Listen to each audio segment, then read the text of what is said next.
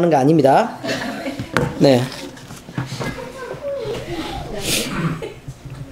자, 말씀 함께 나누겠습니다. 이번 시간은 복음서 강의 32번째 시간으로 나는 부활이요 생명이니 라는 어마어마한 주제로 여러분과 함께 말씀을 나누겠습니다. 저번 주일에 죽은 나사로를 살리셨다 라는 주제로 예수님에 관한 내용을 사건 중심으로 한번 살펴보았습니다. 전체 내용에 대한 개관하고 그 다음에 거기서 나타나는 어떤 그 작은 사건들을 중심으로 저번 시간에 바라봤는데, 이번 주에는요 저번 주에 이어지는 말씀, 다음 주도 그 다음 주도 이 내용으로 설교를 하겠습니다. 말씀으로 나사로를 살리러 가시는 예수님이 나사로의 동생인 마르다하고 동구 밖에서 마주칩니다. 그래서 나누는 말씀 가운데 예수님이 자기 자신을 나는 부활이요 생명이니 라는 말로 표현하신 것이 있습니다. 그 내용을 중심으로 예수님이 어떻게 자기 자신을 드러내고 또 어떻게 자기 자신을 사람들 앞에 나타나셨는가, 하나님의 아들이신 것과 자기 자신이 생명을 살리거나 죽일 수 있는 능력이 있는 분임을 어떻게 나타내셨는가 라는 말씀으로 함께 나누겠습니다. 말씀을 나누는 중에 여러분과 제가 함께 은혜를 받는 귀한 시간이 되기를 바랍니다. 성경 말씀 내용은요 이렇게 되어 있죠. 예수님이 베다니에 도착했을 때에 나사로는 이미 죽은 지 나흘이나 지난 후였습니다. 요한복음 거기 말씀을 읽어드리면 예수께서 와서 보시니 나사로가 무덤에 있은 지 이미 나흘이라. 베다니는 예루살렘에서 가깝기가 한 오리쯤 됨에 많은 유대인이 마르다와 마리아에게 그 오라비의 일로 위문하러 왔더니 마르다는 예수께서 오신다는 말을 듣고 곧 나가 맞이하되 마리아는 집에 앉았더라. 자, 이렇게 되어 있습니다. 자, 예수님이 베다니에 도착했을 때는 이미 어떻게 되어 있다고요? 나사로가 죽어 있었습니다. 그리고 며칠 지났죠? 4일이나 지난 후였습니다. 그런데 지금 우리나라를 보면요 일반적으로 그렇죠, 3일장 뭐 5일장 이런 것들이 있는 거 아시죠? 대부분은 그 웬만한 집은 다 이게 3일장 이렇게 하는데 제가 그 운전면허증을 이렇게 보면요 그 장기 기증 서약서라고 그 표시가 돼 있어 가지고 제가 우연히 교통사고로 만약에 제가 만약에 죽으면 빨리 옮겨서 제 장기를 이렇게 다른 분들을 위해서 이렇게 꺼내서 이렇게 사용할 수 있도록 그렇게 서약을 해놓은 게 운전면허증에 이렇게 들어 있습니다. 근데 바로 교통사고를 당하고 나서도 사실은 교통사고를 당하고 나서 사용할 수 있는 장기들이 별로 없습니다. 왜 그러냐면요, 죽자마자 단 몇 시간이 지나면 한 3시간 정도가 지나면 그 장기는 흐물러져요.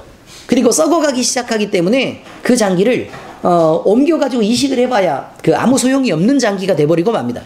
그러니까 우리가 3일장을 지냈다라고 얘기를 하면 이제 장기가 충분히 부패해서 더 이상 살아날 수가 없는 상황이다 라는 거겠죠. 그죠? 그런데 나흘을 지냈다라는 말은 유대인의 일반적인 의식에서도 이제 그런 게 있대요. 3일 동안은 죽고 나서 영원히 그 주변을 이렇게 머물고 있답니다. 자, 그런데 그냥 민간신앙이에요. 성경이 그렇다는 얘기가 아니고 성경은 죽으면 바로 가는데 유대인의 민간신앙. 근데 원래 유대인은 하나님 믿는 거 아닙니까? 근데 유대인의 민간신앙이라고 얘기를 해서 그렇게 얘기를 하는 걸 보니 유대인들이 하나님만 온전히 섬긴 것 같다, 그렇지 않은 것 같다. 네, 그렇지 않은 것 같죠? 네, 주변에 그 팔레스타인 지역의 일반 종교적인 영향을 받아가지고 3일 동안은 사람들 옆에 이렇게 머무르니까 3일 동안은 이렇게 보고 있으니까 잘하는 거죠. 근데 이제 장사를 지내고 이제 죽은 지 나흘이 지냈다는 얘기는 이미 영혼도 더 이상 살 수 없으니까 그냥 가버리자 라고 해서 떠나간 상태로 지금 예수님이 도착했다 라는 얘기죠. 뭐 대충 이해는 되십니까? 네, 예루살렘에 가까운 베다니, 그러니까 약 2-3km 정도 사이 정도 되는 거리라고 얘기했습니다. 거기에는 죽은 나사로를 조문하기 위해서 많은 사람들이 와 있었습니다. 그리고 예수님이 오신다는 소식이 들리자 마르다는 얼른 예수님을 마중하러 나갔습니다. 그런데 마리아는요 아직도 집에 있다 라고 지금 얘기하고 있죠. 그런데 성경이 표현할 때 마중한 마르다와 그냥 집에 머물며 슬픔을 쓸어내리는 마리아, 이 둘 중 누가 더 옳거나 그르다고 말하지 않고 서로 맞다 틀리다를 말하지 않고 그냥 다르다라고 얘기하고 있습니다. 이 두 여인의 행동이 다르다. 그런데 이 두 여인의 상반된 모습은 서로 다른 성격을 가진 두 제자가 예수님을 사랑하는 방식이 서로 달랐다라는 걸 표현하고 있고, 이것이 이렇게 달랐다고 해도 이들 모두는 진심으로 예수님을 사랑하는 자들이었습니다. 또한 예루살렘에서 가깝다는 것은 예루살렘에 가깝다는 그 뜻이요, 유대인들이 굉장히 많은 번화한 지역에서 매우 가까운 거리에 있었다는 의미겠죠. 그렇죠? 그러면 여러분들이 생각할 때는 도심에서 가까워서 좋았겠구나 라고 얘기하겠지만 아니죠. 지금 제자들이 저번 시간에 얘기한 내용을 보니까 제자들은 그쪽에 가는 것이 위험하다라고 얘기하고 있어요. 돌로 쳐서 맞을 위험에 있다. 그러니까 예루살렘에 가깝다는 건 예수님이 직접 그 위험을 당할 가까운 거리에 있다는 것을 표현하고 있는 의미이기도 하다, 그런 말입니다. 자, 여기까지 내용이 있고요. 그 다음에 이어서 예수님을 만난 마르다는 깊은 아쉬움과 희망을 버리지 않는 신앙을 고백합니다. 그런데 이 신앙 자체도 어떤 의미인지 우리가 조금 이따 살펴볼 생각입니다. 말씀을 보니까 마르다가 예수께 여짜오되 주께서 여기 계셨더라면 내 오라버니가 죽지 아니하였겠나이다. 그러나 나는 이제라도 주께서 무엇이든지 하나님께 구하시는 것을 하나님이 주실 줄을 아나이다. 아니, 왜 이제라도 주님이 구하시면 하나님께서 주실 줄을 압니다. 그렇게 내가 믿고 있습니다 라는 고백을 하는 앞에 뭐라고 지금 얘기하고 있죠? 주께서 여기 계셨더라면 내 오라비가 죽지 않았겠습니다 라고 표현하고 있죠. 그러면 마르다가 우리가 상식적으로 생각해봐도 지금 마르다가 바라고 있는 게 무엇이에요? 그럼요, 살려달라는 얘기겠죠. 살려달라는 얘기겠죠. 근데 지금 나중에 살려주세요예요? 아니면 지금 우리가 깊은 슬픔에 빠져 있으니까 지금 살려주세요예요? 뭐 지금 당장 살려주세요. 오라비의 죽음으로 인해 슬픔에 잠긴 마르다는 예수님이 그 자리에 계셨다면 자기의 오라비가 죽지 않았을 것이라는 표현을 함과 동시에 지금 예수님께 지금 내 죽은 오라비를 좀 살려주시면 안 돼요? 라고 얘기하고 있는 중이란 말입니다. 예수님은 그 말씀을 듣고 나는 부활이요 생명이다 라고 자기 자신을 선언하십니다. 말씀 보니까 이렇게 되어 있죠. 예수께서 이르시되 내 오라비가 다시 살아나리라. 그러니까 그 부탁을 하자마자 바로 뭐라고 얘기했죠? 그렇죠. 다른 말 하기 전에 내 오라비가 다시 살아나리라. 마르다가 이르되, 그런데 마르다가 대답하는 내용을 보니까 마지막 날 부활 때에는 다시 살아날 줄을 내가 아나이다. 아니, 지금 자 보세요. 자기가 뭘 원했는지를 모르고 있는 거예요. 지금 예수님께 뭘 구했는지를 모르고 예수님이 네 오라비가 다시 살아날 것이다 라고 얘기하니까 뭐라고 얘기하죠? 부활되는 다시 살아날 줄을 내가 알고 있습니다. 예수께서 이르시되 나는 부활이요 생명이니 나를 믿는 자는 죽어도 살겠고 무릇 살아서 나를 믿는 자는 영원히 죽지 아니하리니 이것을 네가 믿느냐? 라고 다시 물어보죠. 아니, 안다고 얘기하잖아요.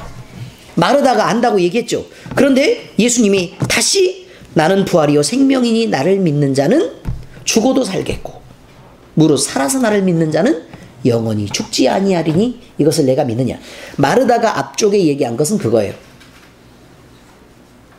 부활 때 다시 살아날 줄을 내가 알고 있습니다 라고 믿고 있습니다 라고 얘기하는 그 말을 듣고 예수님이 엉뚱하게 나는 부활이요 생명이니 라고 얘기하면서 또 믿느냐 라고 다시 질문한단 말이에요. 그럼 예수님이 원하는 믿음하고 마르다가 지금 고백하고 있는 믿음이 정확하게 맞아떨어진다, 아니면 그것은 아니다. 그건 아니다, 이런 말이에요.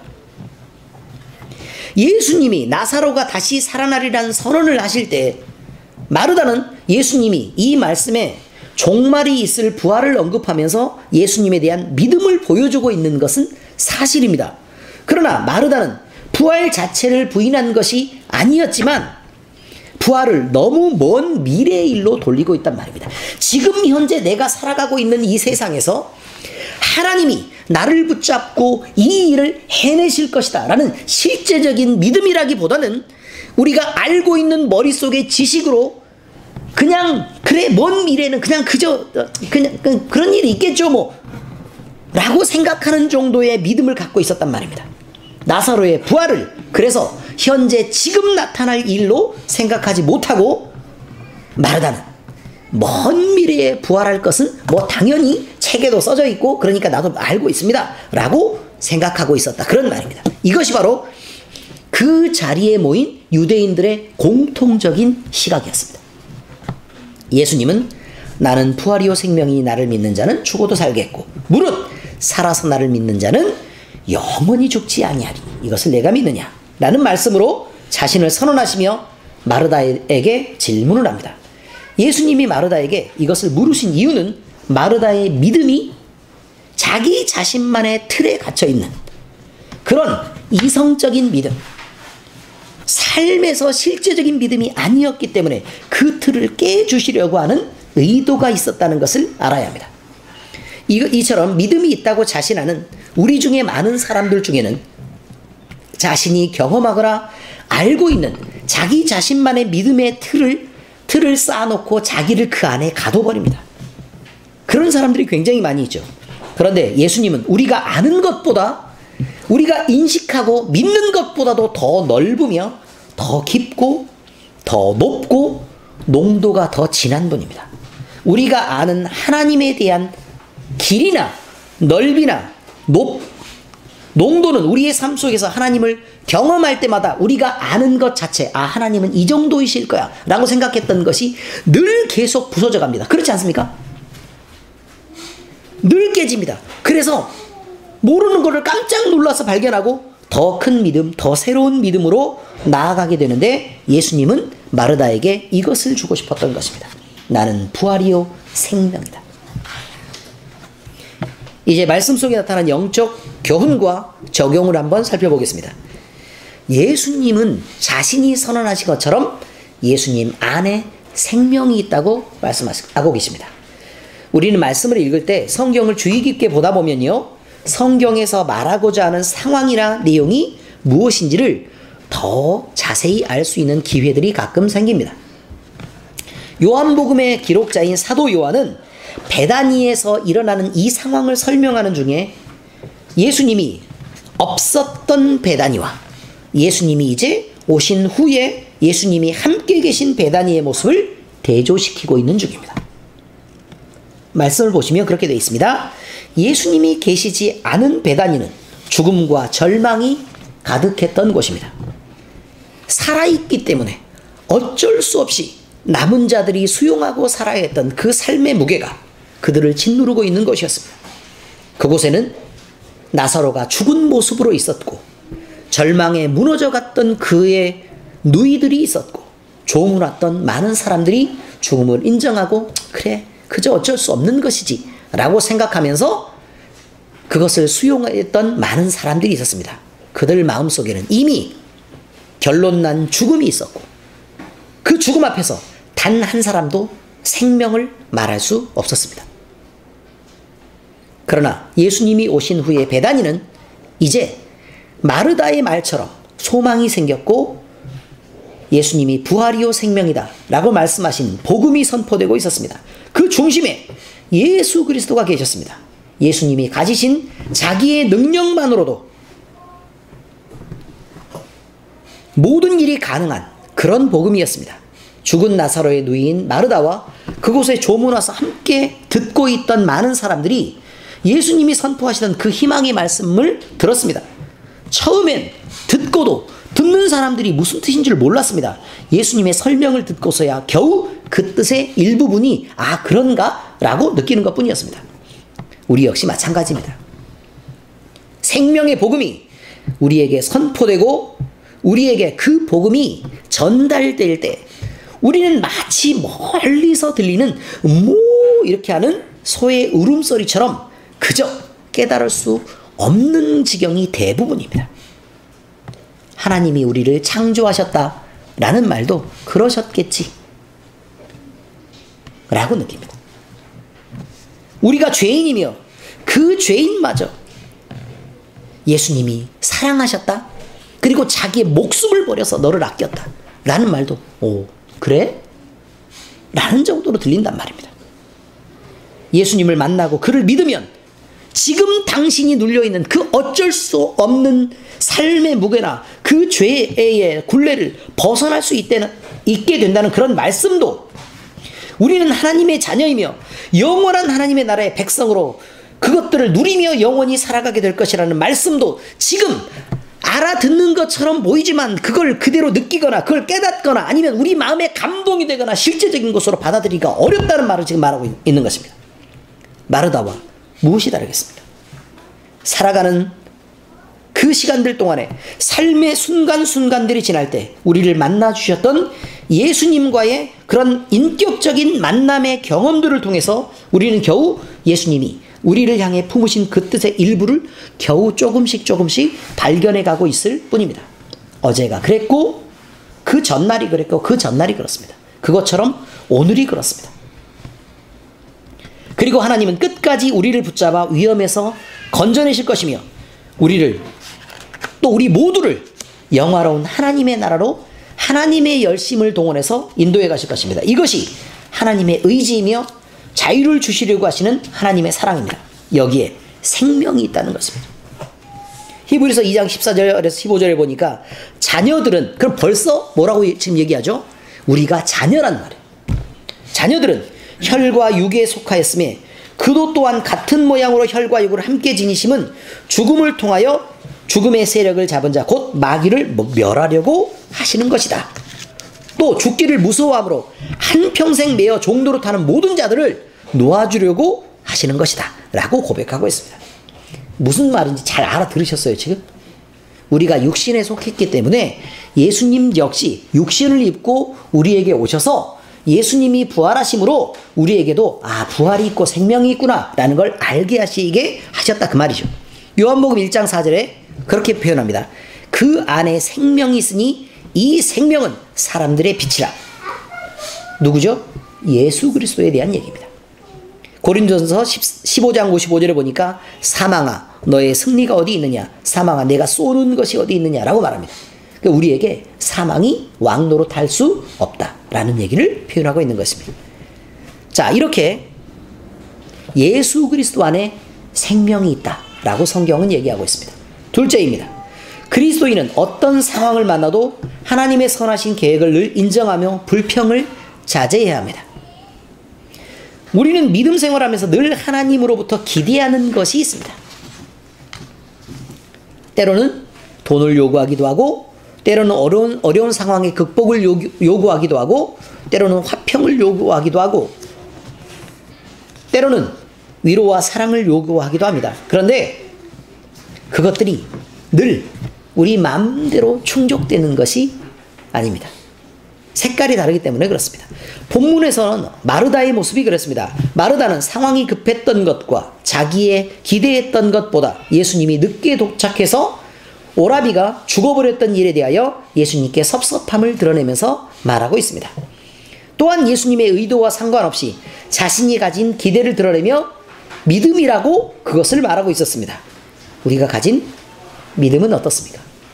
마르다하고는 조금 다른 것입니까? 믿음이란 두 단계로 말할 때 하나님을 아는 것이 첫 번째 단계, 그리고 그 하나님을 인정하는 것이 두 번째 단계라고 제가 여러 번 누누이 말씀드렸습니다. 믿음은 하나님을 아는 것과 그를 인정하는 것이다. 다시 말해서 우리가 가진 믿음이란 우리의 어떤 요구를 관철시키려고 하는 것이라기보다는 하나님을 알고 인정하는 것이니까 하나님의 뜻과 의지를 수용하는 것을 믿음이라고 얘기하는 것입니다. 성도라고 불리는 사람이 자기 인생 속에서 납득하기 어려운 순간을 만날 수 있습니다. 근데 그 순간을 만날 때마다 원망하고 불평하는 것이 어떻게 그것을 믿음이라고 얘기하겠습니까? 우리의 믿음의 시련은 인내를 낳는다고 말합니다. 우리의 현재의 고난은 잠시 지나가 버리고 우리에게 영광으로 나타날 것이라고 성경은 고백하고 있습니다.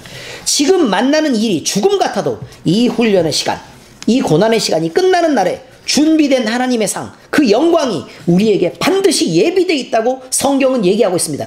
그것이 우리가 바라는 모습일 수 있고 우리가 바라지 않는 모양일 수도 있겠지만 결국 그때가 돼서 알고 나면 우리가 바랬던 것보다 더 훨씬 더 완벽한 것이 우리를 기다린다고 얘기합니다. 그러므로 우리는 늘 불평하는 것을 멈춰야 합니다. 그것은 우리 인생에 대한 우리의 선포가 되기 때문에 그렇습니다. 우리 인생을 불평할 때 늘 절망적인 얘기들을 막 쏟아놓습니다. 그것은요, 여러분이 하나님의 자녀고 그 기도를 하나님이 들으신다면 여러분이 말하는 것 때문에 그것이 올무가 돼서 그 결과로 그걸 끌고 간단 말입니다. 얼마나 안타까운 일입니까? 이제 원망과 절망의 말 대신 믿음의 말을 입에 담아서 우리 인생에 그 열매들이 가득하게 만들어야 합니다. 시편의 기자는 말합니다. 감사로 하나님께 제사를 드리며 지존하신 이에게 내 서원을 갚으며 환난 날에 나를 부르라. 내가 너를 건지리니 네가 나를 영화롭게 하리로다. 내가 너를 영화롭게 하리라. 하나님이 그렇게 말씀하신 게 아니고 네가 하나님이 나를 영화롭게 한대요. 자, 뭐 때문에요? 환난 날에 나를 부르라. 그러면 내가 너를 건지리니. 그러니까 네가 건져놓고 나니 건짐을 받고 나서 야, 하나님이 이렇게 나를 그래서 영화롭게 한단 말입니다. 빌립보서 4장 6절에 7절에 보니까 아무것도 염려하지 말고 다만 모든 일에 기도와 간구로 너희 구할 것을 감사함으로 하나님께 아뢰라. 그리하면 모든 지각에 뛰어난 하나님의 평강이 그리스도 예수 안에서 너희 마음과 생각을 지키시리라. 골로새서 3장 17절. 또 무엇을 하든지 말에나 일에나 다 주 예수의 이름으로 하고 그를 힘입어 하나님 아버지께 감사하라라고 얘기하고 있습니다. 그러므로 우리는 히브리서 말씀처럼 예수로 말미암아 항상 찬송의 제사를 하나님께 드릴 줄 알아야 합니다. 불평과 불만과 원망의 말들은 그 인생을 점점 어두움으로 끌고 가게 합니다. 찬송하는 말인 예수 그리스도의 이름을 증언하는 그 입술의 열매가 될 것입니다. 세 번째입니다. 성도는 늘 살아있는 신앙 안에 살아야 합니다. 어떤 믿음은 살아있는 듯 하지만 실상은 굳어 있어서 화석화되어 있고 또 어떤 믿음은 실제로 살아서 역동하는 믿음이 있습니다. 잔잔한 것처럼 보여도 그렇다는 말입니다. 마르다는 입술로 주님이 계시면 죽어가는 자도 살릴 수 있을 것이라는 고백을 합니다. 그러나 막상 예수님의 말씀이 떨어졌을 때 내가 나중에는 그렇게 될 줄 다 안다니까요 라는 것으로 얘기하고 있습니다. 마리아는 예수님이 오셨다고 얘기할 때 나와보지 않았습니다. 깊은 슬픔에 잠겨 있었죠. 그러나 그 뒤편에 이제 다음 주에 보실 말씀을 보면 자기의 머리를 풀어서 예수님 발에 기름을 붓고 머리카락으로 예수님의 발을 깎는 것을 볼 수 있습니다. 멈춰 있는 것 같지만 생동하고 역동하는 믿음이 있고 활발하게 움직이는 것 같아서 막 앞에서 막 이렇게 움직이지만 실상은 그 안에서 생명이 없는 믿음도 있단 말입니다. 우리가 그렇습니다. 이론적으로 모두는 신실한 신앙을 가진 모범적인 크리스찬인 것처럼 보여집니다. 주일 예배에 잘 참석하고 또 기도 생활을 하고 하루에 몇 장씩 말씀을 읽고 외우라 그러면 열심히 말씀도 외우고 또 하나님께 예배 드리는 것을 기뻐하고 그냥 그렇습니다. 그런데 이것은 성경 말씀이나 하나님을 직접 대면할 때 그냥 그렇단 얘기입니다. 그런데요, 우리 모두는 과연 우리의 삶 속에 던져졌을 때 우리가 처한 시간이나 장소와 상황에 따라 예수님을 제한하고 있지는 않은지를 생각해야 합니다. 우리가 처한 상황이나 환경에서 지금 만나는 모든 일에 대하여 믿음을 고백하고 이 모든 일이 하나님의 주권 아래에 있음을 인정하는 사람들은 그렇게 많지 않습니다. 그러나 우리가 하나님을 인정하면 우리 삶에서 하나님의 역사가 펼쳐집니다. 하나님을 제한하고 하나님을 내 믿음이라는 굴레 속에 묶어두는 신앙은 하나님을 결코 자유롭게 일하게 하는 신앙이 아닙니다. 마태복음 17장에 말합니다. 이르시되 너희 믿음이 작은 까닭이니라. 진실로 너희에게 이르노니 만일 너희에게 믿음이 겨자씨 하나만큼만 있어도 이 산을 명하여 여기서 저기로 옮겨지라면 옮겨질 것이요 또 너희가 못할 것이 없으리라 라는 말을 합니다. 누가복음 8장에 보니까 제자들에게 이르시되 너희 믿음이 어디 있느냐 하시니 그들이 두려워하고 놀랍게 여겨 서로 말하되 그가 누구이기에 바람과 물을 명함에 순종하는가 하더라. 자, 이 두 가지 말씀의 공통점은 믿음이 겨자씨 하나만큼만 믿음이 있어도 될 것이다 라고 얘기하고 있고, 너희 믿음이 어디 있느냐 라는 얘기는 있다 없다의 문제이지 크다 작다의 문제가 아니라고 얘기하고 있는 것입니다. 여러분, 여러분의 삶 속에서 하나님이 일하시기를 기대하십니까? 그러면 여러분은 여러분의 입술로 그것을 인정할 수 있어야 합니다. 그리고 하나님이 우리의 인생을 정말로 온전히 변화시키기를 기대하십니까? 그럼 그 설계도가 우리에게 있어서는 안 됩니다. 우리가 한 설계가 완벽할 것처럼 보이지만 우리가 원하는 대로 이 상황 저 상황이 계속해서 만들어져 가죠. 그죠? 그러면 그 결과가 완벽하게 나올 수가 없는 것입니다. 하나님은 모든 것을 알고 계십니다. 그러므로 하나님의 뜻과 계획과 그 섭리에 맡겨드리는 것이 정말 온전한 하나님의 나라를 이루고 우리가 완벽하게 회복되는 방법인 것을 여러분이 알고 계셔야 합니다. 하나님을 제한하지 마십시오. 그러면 여러분의 신앙은 그 작은 틀 안에서밖에 움직일 수 없습니다. 하나님을 마음껏 열어두십시오. 그러면 여러분에게 하나님이 마음껏 일하시고 여러분을 반드시 바꿔놓을 것입니다. 이것이 우리를 향한 하나님의 뜻입니다. 기도하시겠습니다. 살아계신 예수님, 죽음과 절망 가운데 묶여 있어도 느끼지도 못하고 제 힘으로 벗어날 수도 없었던 우리에게 주님이 찾아오셨습니다. 그리고 이 못난 죄인을 구원하시고 죄와 사망의 권세 아래에서 구원해 주셨습니다. 이 주님의 은혜에 감사를 드립니다. 그러나 아직도 우리는 온전한 믿음 위에 서지 못하고 늘 흔들리며 살아가고 있습니다. 이제 우리를 용서해 주시고 하나님 중심으로 서는 믿음, 생명 있고 살아있는 믿음, 행함이 있는 실제적인 믿음 위에 서게 하여 주시옵소서. 하나님, 우리는 생명이신 예수님을 보았기에 이제 예수님 없이는 살아갈 수가 없습니다. 우리의 주가 되시는 예수님이 우리 안에 오시고 우리를 채워 충만하게 하시옵소서. 주의 이름을 부를 때 우리의 기도를 들으시고 우리와 늘 함께 해주시며 악한 모든 것들을 물리치고 우리에게 생명과 회복을 허락하여 주시옵소서. 이 시간 주님이 이 일을 이루어 주시옵소서. 이 모든 말씀 우리 주님 예수 그리스도의 이름으로 기도합니다. 아멘. 아멘.